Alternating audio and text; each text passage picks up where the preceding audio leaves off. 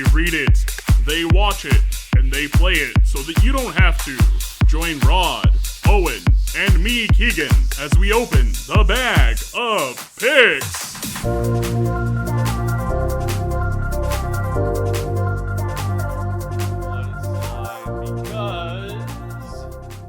This is episode 3 of Bag of Picks, where we pick things so you don't have to.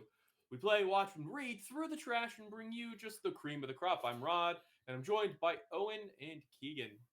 Fellas, what is new? Not a ton, really. No, I can't say that I've been up to a drastic amount since our last record. Well, what did y'all have for dinner? I had a hunter's chicken. What is Hunter's chicken? Hunter's chicken is it's like chicken, cheese, bacon, and barbecue sauce. Oh, sounds good. I had chips and salsa. Oh, Very good choice.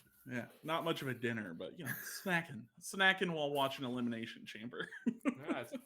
Hey, you're dating us since we're pre-recording, sir. Snacking while watching wrestling. Grab your joysticks. It's time to pick some games.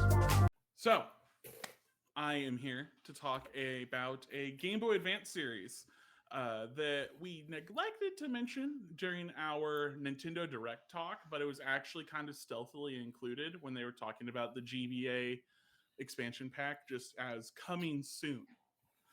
I am here to talk about the Golden Sun series. Yes. I love Golden Sun. Have any of you guys played it? I played the first two. I never played the DS one. Okay, fair. DS one was not that great, but I love the first two, right? They're both turn-based RPGs that I hold near and dear to my heart. I had a deep obsession with them growing up.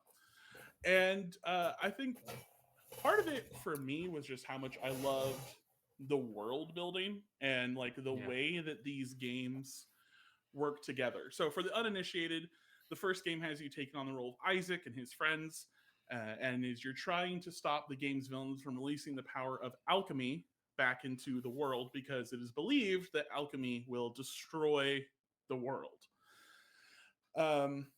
Aside from that, like the first game is pretty standard turn-based RPG fare, except for my favorite part of the battle system, which is the Dijin.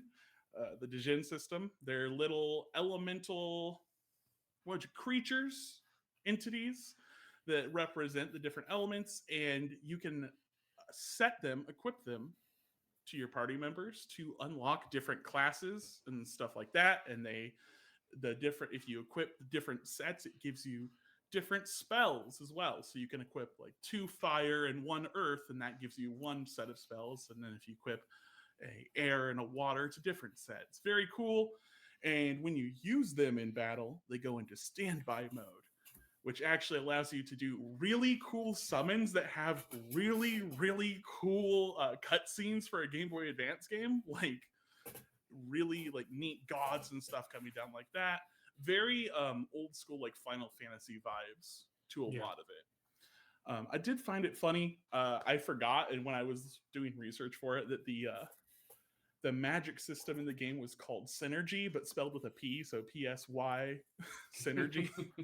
I was like, that's pretty good, right?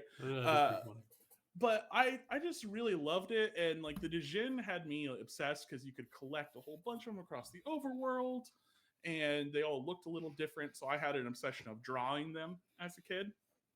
But what I thought was the coolest thing about this is after the first game, the second game picks up at the end of the first game, and you play as the last surviving villain from the first game, trying to finish the quest that the villains had started in the first game, which I thought was a cool twist on things.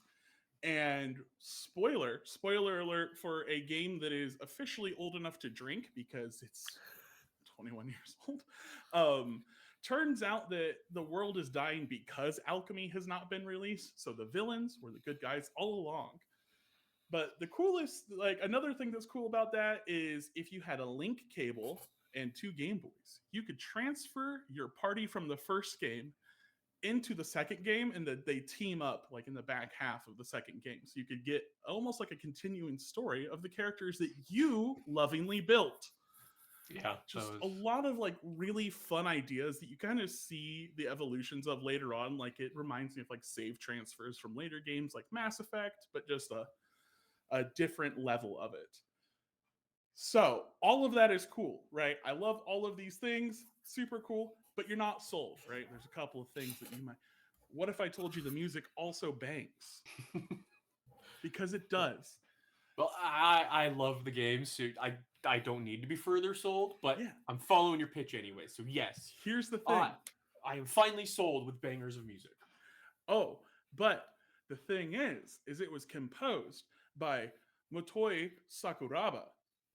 And this dude's track record blows my mind. Not only did he do the music for Golden Sun, he did it for most of the Star Ocean games, most of the Tales of series. A little game, I don't know if you guys have ever heard of it. He did the music for, it's called Dark Souls Okay. and Baten Kaitos. I can see that through line, but that's really cool. Yeah.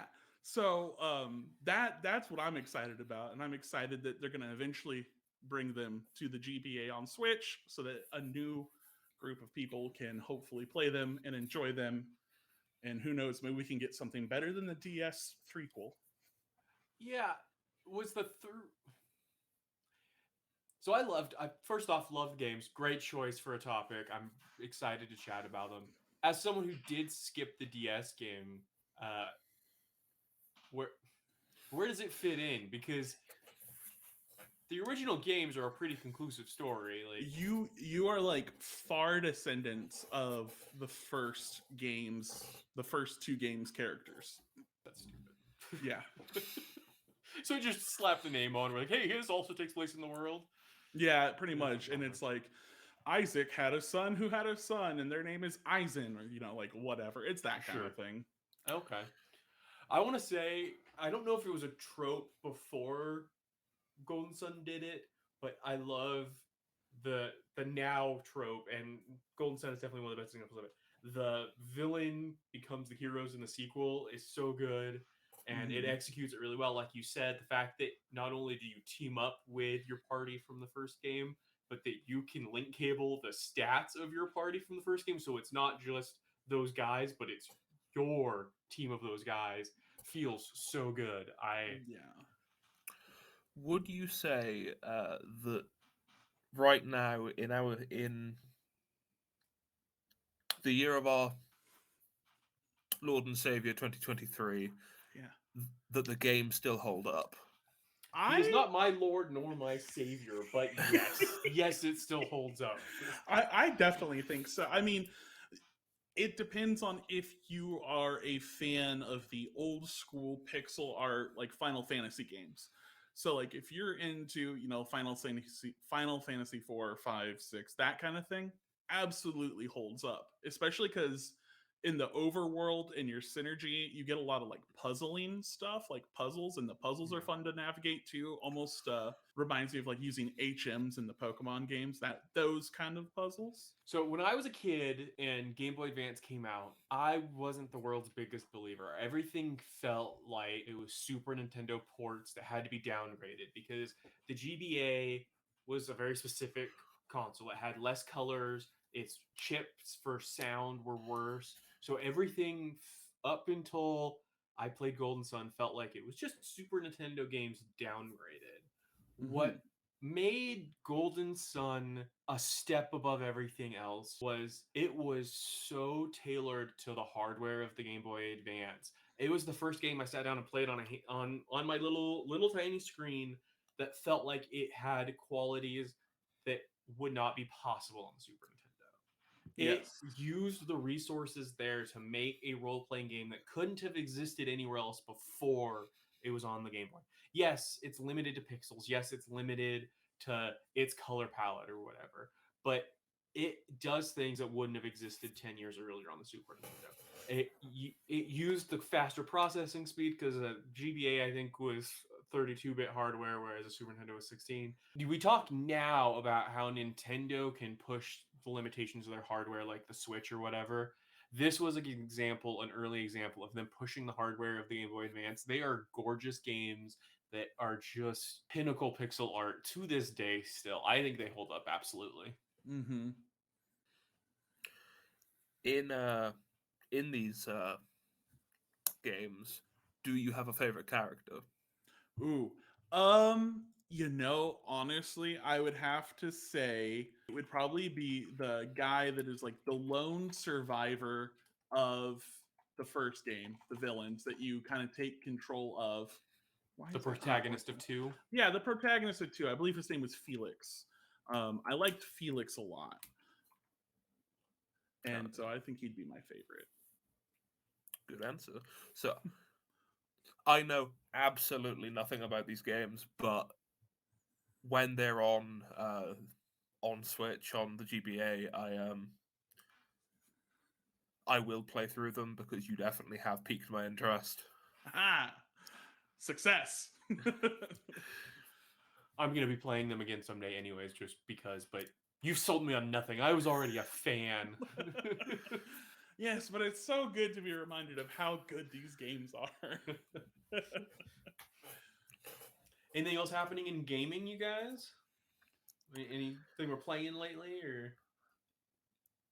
I'm playing through Gotham Knights currently.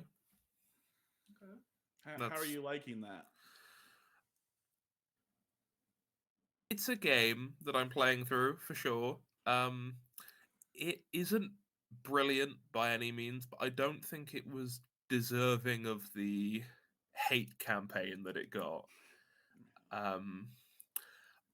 I think a lot of people were upset because they went in comparing it to the Arkham games, and you're always going to be disappointed if you try and compare anything to the Arkham games, because the Arkham games were brilliant. The later Arkham games were judged too harshly because they were compared to Asylum and City. Exactly. Yeah, suffering under the weight of your own pedigree. Yeah. I will say I never understood why they rushed to have Gotham Knights out so quickly when we're getting the Suicide Squad this year. Like, it didn't feel like both needed to be pushed so quickly out when they're going to directly compete with each other in the zeitgeist, I feel like. But yeah, I am much more excited for the Suicide Squad game. That's definitely going to be the one I'm leaning for. And if that one's bad, then I am going to be very upset. Yeah, I'll be upset too. That's the one I'm most looking forward to. Spider-Man 2. Oh yeah, that too. That too. I'm dying for Spider-Man 2. It's Jedi Survivor. That's a big one for me. Yeah. I honestly don't know if you're going to be able to tear me away from that game to record. I get it. That first game I loved, so. I really enjoyed the first game. It was only like an 8-hour campaign though, so I feel like we'll be able to tear you away. We'll just give you 48 hours or something. I'm playing through Yakuza Like a Dragon right now. Loving that. So the switch to a role-playing game for the Yakuza series, one of the weirdest ideas, one of the most absurd. It works. It so works. Have you played it? As me? Yeah. I loved it. I thought, yes. I love Like a Dragon. It works so well. I think all the very, very overt Dragon Quest references is what makes it work so well. Yeah. I'm glad that it seems like that's just the way the series is going, though, because I really dug Yakuza, but after 7 games, the very similar combat in every game got old. So yeah, giving us that world in RPG is pretty awesome. Like a Dragon was the first one I'd played. Mm-hmm. Um, so that was all I knew. And then I went back and I played the older stuff afterwards, and I was really confused. Yeah, it's I like the older games, and like their battle system being so deep is very fun, but it is a lot. Yeah, Well, and it's one of those things where it's really fun, but if you want to play everything and catch up, like playing through 15 years worth of, or probably closer to 20 years worth of those games in a binge at this point is so tedious because you you're basically unlocking the same handful of punch case whatever. Like it's Every so much of the time. same in each game, but they're 50, 60, 70 hour games. So yeah. I think changing it up was a really smart move. Absolutely. There's only so many times that I can remind people that Tiger Drop negates all damage. Um, I decided I'm gonna go ahead and pre-order WWE 2K23, so I'm that sucker. I'm gonna do it. I'm gonna get it. you get the Bad Bunny pack, right? If you pre-order Probably. it. I don't. I haven't looked at the different versions, but I've always wanted to be able to throw someone around. War games. I'm so Oh yeah. excited about adding the war games mode. That's gonna be so cool. Dust off your reading glasses and check out what we read this week. All right, guys. Vampire folklore goes back to Mesopotamia at the latest. We know it least goes back as far as Mesopotamia. Modern pop culture, waves of vampire fever have taken over the world of fiction since at least Bram Stoker's era. You know, you can go back and Nosferatu and Interview with a Vampire, Twilight, the Castlevania anime, where every few years it just takes over the zeitgeist, and that's all we can think about. And that's every new movie seems to be vampires every few years. So we've been inundated with tons of vampires over the years, right? And yet, I would contend the strongest lineup of vampire fiction ever in the history of fiction is the current crop of vampire comic books coming out of Image right now. Really? Okay. Are Interesting. either Okay. of you reading Killadelphia by Rodney Barnes, Jason Shaw, and Alexander, Bloodstained Teeth by Christian Ward and Patrick Reynolds, or Little Monsters by Jeff Lemire and Dustin Nguyen? Any of those? I'm reading. I'm reading none of those. I'm afraid. I haven't read any of those. I have noticed that Bloodstained Teeth has similar style artistically to like the House of Slaughter series, but that's about it. I am planning on at least picking up Killadelphia after a conversation I had with you. Don't get ahead of us. No spoilers. You're right. I did talk about it already in another format, but I'm going to introduce the three books, and then I'm going to talk about why I think they are better than any collective vampire, I don't know, Okay. collection that's ever existed at once. I'm excited. So, Killadelphia is a story about an African American beat cop. He's living in Baltimore, but he gets called to Philadelphia, where his father has been killed. And his father was a detective who was investigating a string of murders that he believed was vampires. And uncovering his notes, he realizes that his dad believed not only vampires, but vampires that were a hundreds of year old vampire clan led by the second president of the United States, John Adams. And the story unfolds. Not only was that accurate, but it uncovers this much larger web of deep seated history in America of vampire lore that involves not just John Adams, but George Washington, Thomas Jefferson, and a plethora of other leaders, and goes beyond just America and goes back centuries, and is the entire metaphor of the story is deeply embedded in the relationship between race and power and everything that comes with class and the ability to build a legacy or not. And it's about 30 issues in now, and every single issue is this glorious Jason Sean Alexander art that has this just insidious sketch quality that makes the visionary scenes where like they're trying to sell you on a beautiful moment and gorgeous, and the moments where a vampire is striking are horrifying, and yet it's the exact same sketching, and it's just fantastic.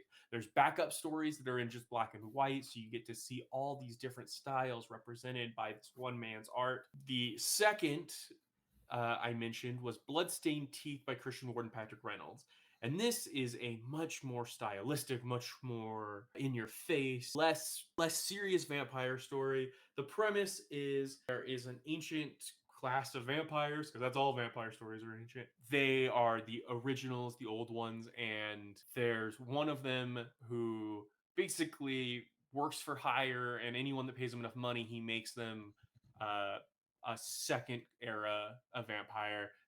But they're looked down upon by the originals. If you're not from the original core group, if you're made by one of these guys, you're inferior. And he basically gets told, hey, you have to go kill every vampire you ever made, or we're going to kill you.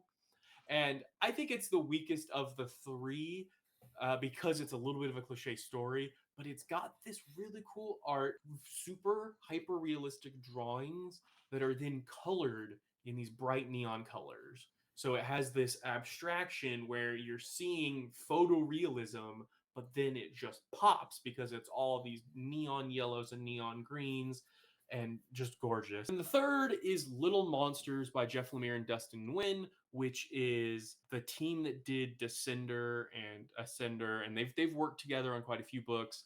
And obviously Lemire is in my like S tier. I will read anything Lemire puts out, but it's a much quieter story than the other two. You meet these vampire children, about of them I believe are living in just a ruined city. And in the beginning, it seems like they're the only ones there. They don't know how long they've been there. They know it's been a really long time, and don't know why the adults left. They just know that they just go through their day. They have to be back in the dark by the time daytime comes, and they enjoy the evenings together or whatever. And then a human girl comes along. One of the kids decides to taste the kid and then gets a bloodlust, and so the group of vampires basically split into two teams: the ones that want to eat all these humans that they've realized live nearby, and the ones that don't. And you start to uncover what happened to the world and why these vampires are isolated, why society disappeared. It's a beautiful, like I said, very quiet, very Jeff Lemire story. So all three of them come at the idea of vampires from a different angle and in a different way to build. Kind of coincidentally, I don't think these guys all sat down and said, well, we're starting to create our own book. Let's make it about vampires. And yet they've built this line where this concept that I felt, hell no, I got no interest in vampires. I've seen everything there is to say about vampires. I want to suck your blood. Who gives a shit? But here we are, and three of my favorite ongoings to read every month are vampire books from Image. And actually, I realized technically they've got four because Donnie Cates still hasn't fucking finished Redneck. Because that dude can't finish anything, it seems like. Yeah, that's fair. I have a stupid question about, was it Killadelphia? Yes. This is a very stupid question, but it's burning in my soul. Do they make any reference to the fact that Abraham Lincoln was a vampire hunter? No, but like I said, we're only like 30 issues and they've only dealt with the founding fathers. Okay. So I have a feeling anything from the Lincoln era, which they'll have to delve on at some point because the Civil War plays set. If it's a book about race relations, they're going to have to talk about the Civil War at some point. Right. But no, at this point, it's all been about George Thomas and John Adams. Like the first three presidents essentially in there. I'll be honest, the biggest like meh moment to me was after revealing John Adams and his wife, and after revealing Thomas Jefferson, they tried to play the reveal that George Washington was also a vampire off as like a reveal, one end of issue reveal, and you're just like, yeah, duh. I don't think there's any chance you'd include two of them and be like, well, we didn't bring in the other founding father. Like, that's fair. They all sound really interesting though, and like. Yeah. I'd have to agree with you. Like, normally I wouldn't be that interested in a vampire book, but the way you're selling them, I might have to Yeah. start checking them out. They're all worth a read. Little Monsters is finishing next month, Okay. and so might be worth waiting to like binge all in one go because it's like I said, it's a very low key story. So I feel like it would be a great. Which Jeff Lemire, as much as he's one of my all time favorite writers, he's very much a writer that sometimes reads better in collected editions. Mm-hmm. Killadelphia, I have the first hardcover up here. It's a gorgeous, gorgeous set, but is very much like worth a read and is a good one to follow monthly because most months it does end on oh my god, that's amazing. Like you want to wait for the next page. And Bloodstained Teeth is also ending. It might have 2 issues left. I don't remember, but it's coming up on its end as well. Okay. Well, What are you guys reading lately? I'm sold. I've been reading a lot of X-Men. And that's most of what I've been reading is just like the Marvel and DCs that I keep up on. Yeah, that makes sense. Did you catch up on Daredevil yet? That's the one No. I want to always. I'm going to continue to check up on you until you catch up on it. 'cause I know I it's- need to. I'll have to get on that. Currently, I'm reading 8 Billion Genies still, Mm. because I'm in love with that book. It's really good. Been delayed as hell. Like when issue Yeah. 7 finally came out, I had to look, and it's been like 3 months since last issue. They Yeah, dragged their feet, but only one left now though. exactly. And I am finally up up to date with Do a Power Bomb. Nice. Yeah, it is fantastic, but I could never find any of the issues around here. Gotcha. They would sell out immediately. It's a good sign though. Yeah, but I finally managed to read it. Daniel Warren Johnson has been quiet this year so far. Because last year Yeah. we got both Do a Power Bomb and we got Jurassic League, and there's got to be some announcement brewing because we haven't heard what he's doing on the creator-owned front or the superhero front. And I'm ready for something to be announced. I want to know what that man is up to. Do we know who's doing the Hawkman series for the new like Dawn of I don't know that we've gotten that yet. DC thing? Because in the like slate image, if you brightened the image, You're right. There was the logo showed up. yeah. So That'd be a cool spot for him. seeing Daniel Warren Johnson on Hawkman would be pretty cool.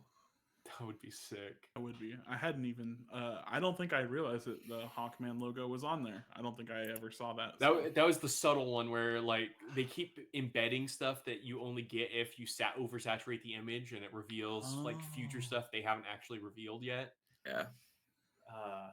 That's how we also know Return of Justice League is only like 2 months after the Titans become the core leaders.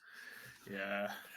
I hear you, but I gotta tell you, when you started saying Hawkman, my first thought was Daniel Warren Johnson taking over Hulk. That's now my dream because we know they're dropping a hint this summer in the Hulk annual for what the next run, who's going to be the next writer.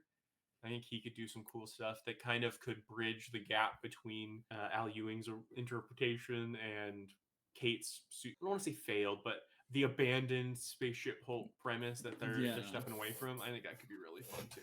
Yeah, because it's not necessarily that it like failed.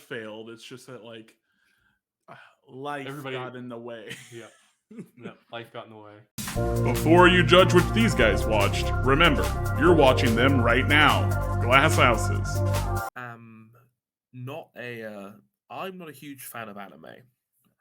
I'm just gonna say that right off the bat. However, today I'll be talking about an anime because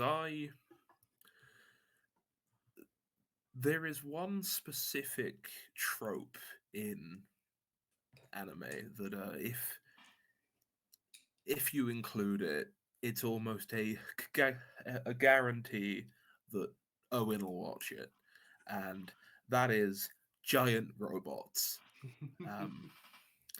I am a sucker for a giant robot. Keegan is very excited. So today I'm talking about Gunbuster. Okay. Gunbuster is a anime that only ran from 1988 to 1989. And even then, it was only on for maybe 6-7 months. And it was created by, let me see if I can get this name right, Hideki Anno, who, and this was the first creation of Hideki Anno, who would then later go on to create Neon Genesis Evangelion.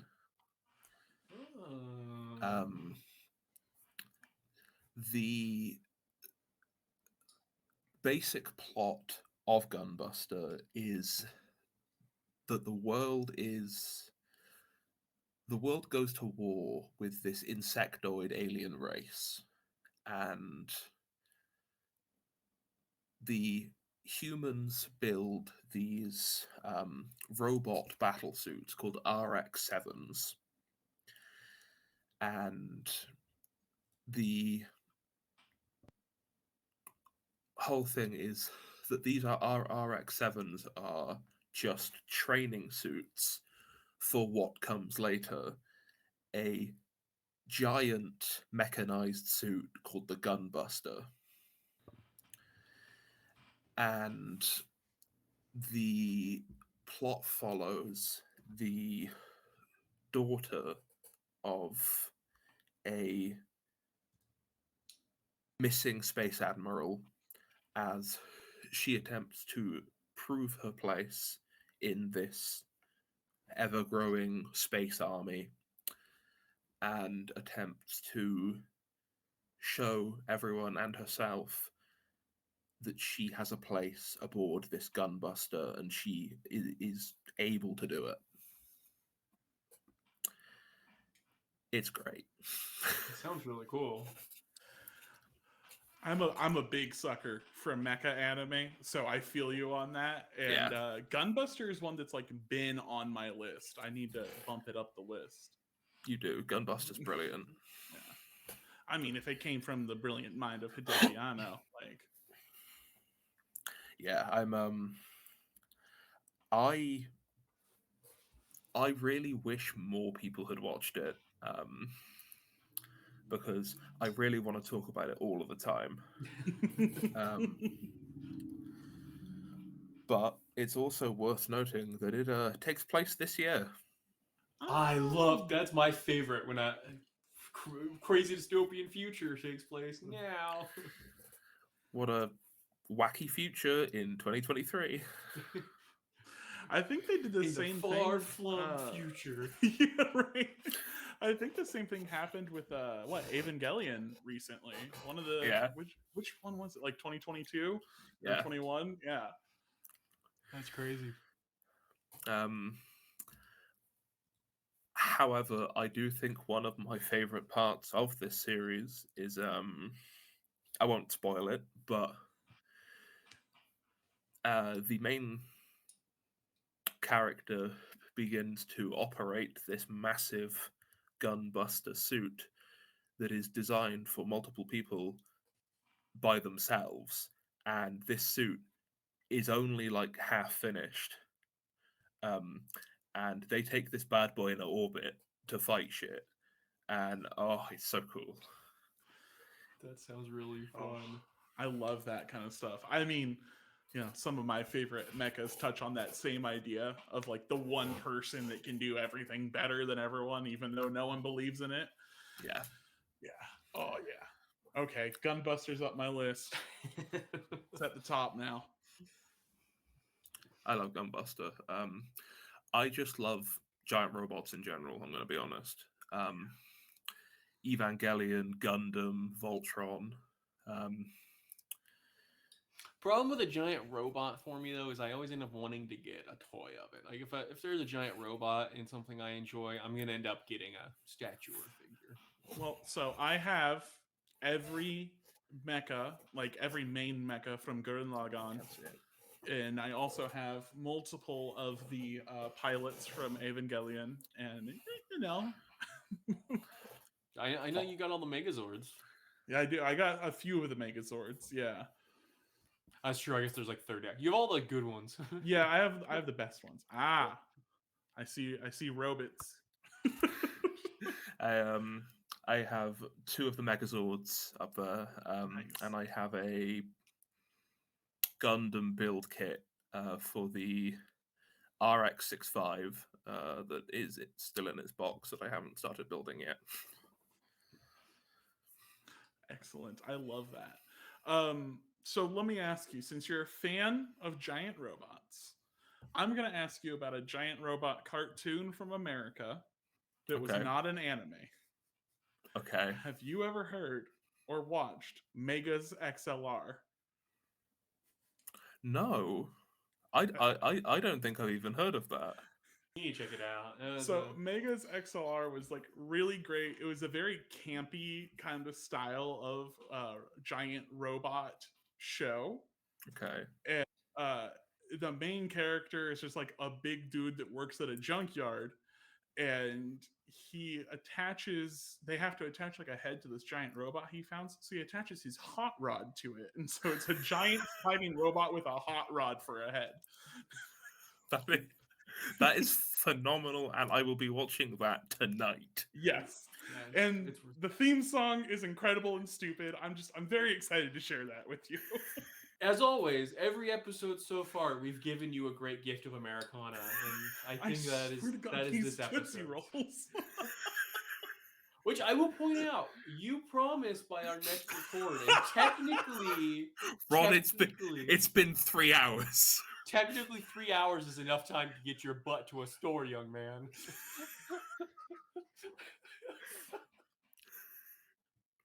You want this man to go out into the streets at like 10:30 at night. If he's never had a Tootsie Roll, yeah, I do. 10:30. It is 5 to 4 in the morning. Ooh, right. Well, So real quick, anybody else have anything they watched this week they want to talk about? did I watch anything? I didn't watch anything. Like anything. No, but tomorrow I finally start watching The Last of Us. Ooh, there you go.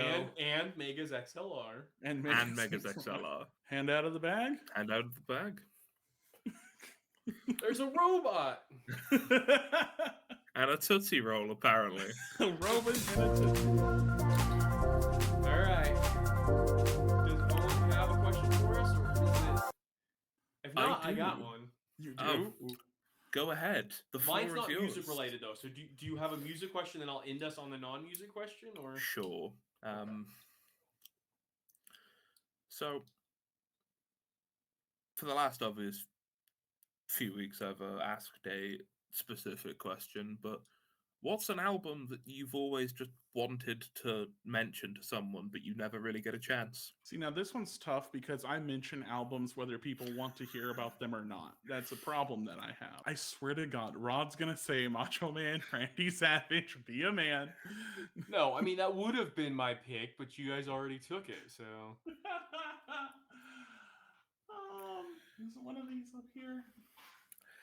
I think what I'm going to go with is Antarctican Dream Machine by Novo Amor. What kind of music is that? Soft music that makes me want to stare out a window and cry. I love that kind of music. Yeah. Okay. That's excellent. Let's see. Is this one? Is this... Okay, that one's Velcroed. Anyways, but I'll say it. I'm going to pick Rogue Taxidermy by Days and Days. It's up here. It's folk punk, so I don't know if you're much of a folk punk listener. But it's considered by some to be like the equivalent of Fleetwood Mac's Rumors of folk punk, because the two leads of the band were dating and broke up, and they made that album. I see. Very Very good. Fleetwood Mac. Yes. Rod, do you have a?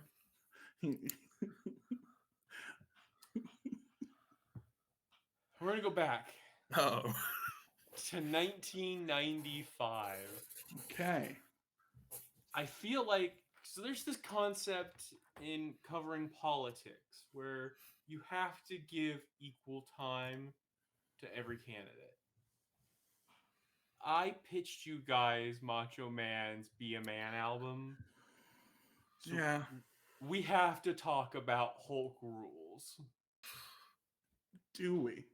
There was this window Sure that we do. where Hulk Hogan did not know which way he wanted to go. He had not yet decided he was gonna be Hollywood Hulk Hogan and form the NWO.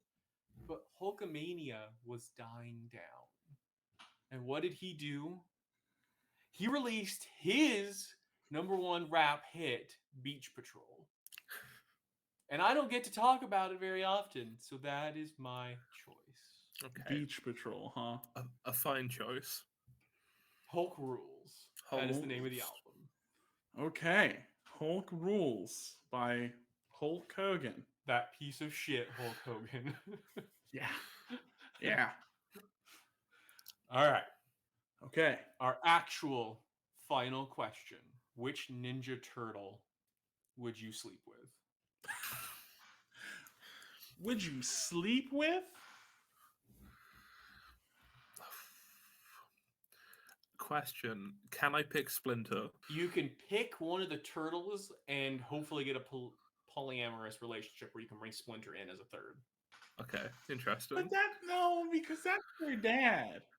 And depending on the continuity, only adopted. I've seen videos that start like this. No, you know what? Michelangelo. Fuck it. Why not? Michelangelo. He'd be more fun to play games with after. Yeah. That's fair. I'm gonna go Donatello. I reckon he'd cuddle me afterwards, and I feel like I need that. I'm gonna say Jenica because she's the only girl on the team, but Venus de Milo. No, she's not actually a turtle. She's not actually a turtle.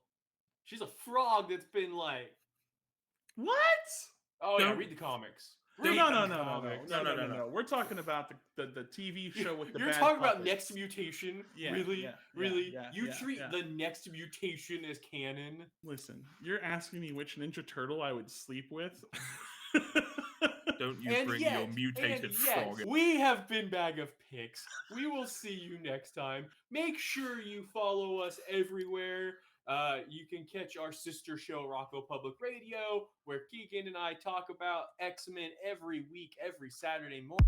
Thanks for joining us in this week's Bag of Picks. If you like what you heard, don't forget to rate, comment, and subscribe, and even tell a friend to give us a listen.